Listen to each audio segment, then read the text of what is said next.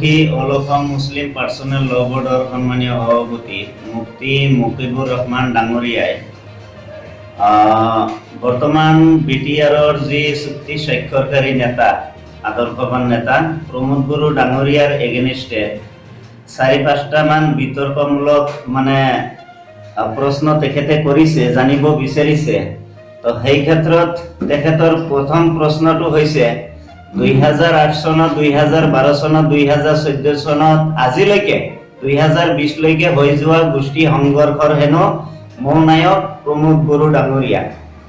সন্মানীয় মুছলিম পাৰ্চনেল ল বৰ্ডৰ সভাপতি মুকিবুৰ ৰহমান ডাঙৰীয়া, আপোনাক মই স্পষ্টভাৱে ক'ব বিচাৰিছোঁ ২০০৮ চনত হৈ যোৱা গোষ্ঠী সংঘৰ্ষৰ CBI তদন্তৰ যোগেদি যি ব্যক্তি কেইজনৰ নাম ওলাইছে তাত কিন্তু প্ৰমোদ বড়ো ডাঙৰীয়াৰ নাম নাই। আপুনি যদিহে হতাশ আছে মোৰ পৰা পেপাৰ কাটিংটো লৈ ল'ব পাৰে।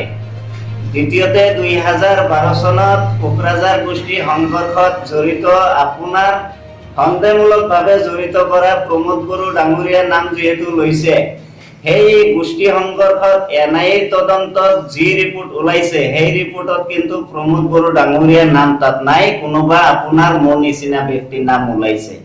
পেপাৰ কাটিং যদি বিচাৰে ল'ব পাৰে। দ্বিতীয় প্ৰশ্নটো হৈছে আপোনাৰ BTCত প্ৰমোদ বড়ো ডাঙৰীয়াৰ কাৰ্যকালত মুছলিম মানুহৰ হৈ তেখেতে কি কৰিলে? আপুনি নিশ্চয় জনা উচিত তেখেত এটা অৰাজনৈতিক ছাত্ৰ নেতা, ছাত্ৰ সংগঠন নিখিল বড়ো ছাত্ৰ সন্থাৰ নেতৃত্ব দিয়া এজন ব্যক্তি। তেখেত কিন্তু গভৰ্ণমেণ্টত নাছিল। যিসকল সেই সময়ত BTC প্ৰশাসন তথা দিছপুৰত যিসকলে গাদী চলাই আছিল, আপুনি ভাল পোৱা ব্যক্তিসকলে গাদীত বহি আছিল। গতিকে এইটো স্পষ্ট।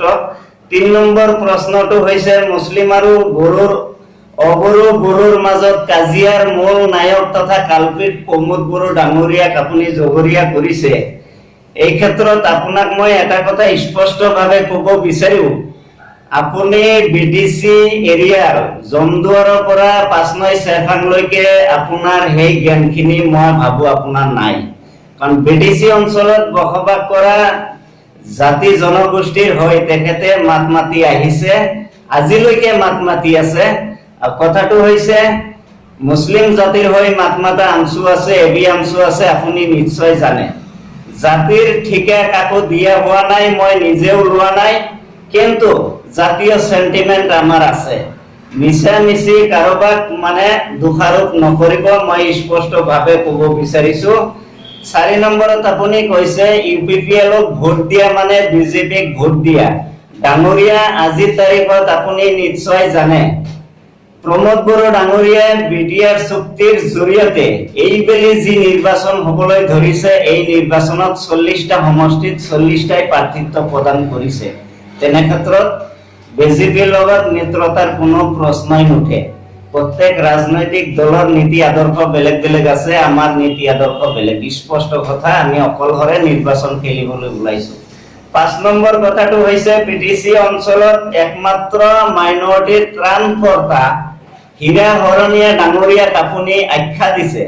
মই আপোনাক স্পষ্টভাৱে ক'ব বিচাৰিছো, নিৰ্বাচনৰ পিছ মুহূৰ্তত এই হীৰা হৰণীয়াক আপুনি হাৰ্ডৱেৰ দোকানতহে পাব।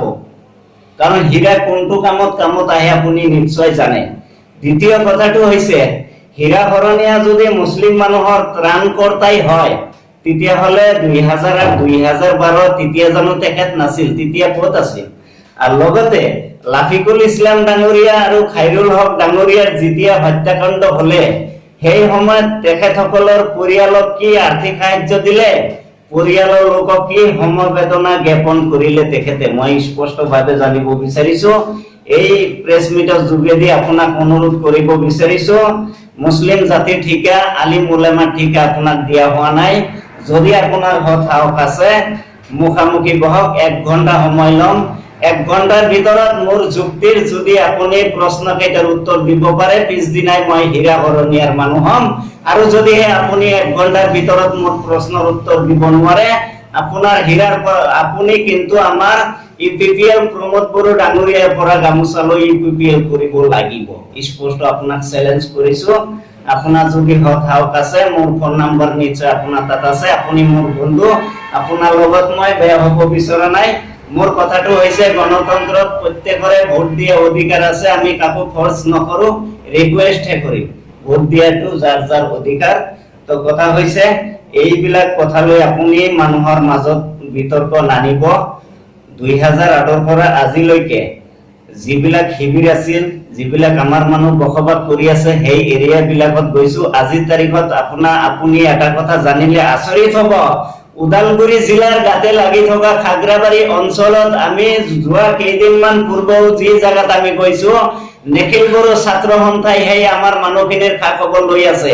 আপোনাৰ নিচিনা ব্যক্তি তাত কিন্তু যোৱা নাই। গতিকে আপোনাক স্পষ্টভাৱে ক'ব বিচাৰিছো, ব্ৰিটিছৰ চিন্তা চৰ্চা কৰা দায়িত্বত থকা ব্যক্তিসকল আছে, আমি আছো। মই স্পষ্টভাৱে কৈছো, জাতি ঠিকা লোৱা নাই, কাকো দিয়াও হোৱা নাই। জাতি বিক্ৰী কৰিব অহা নাই, কাকো বিক্ৰী কৰিব দিয়াও নহয়। Thank U.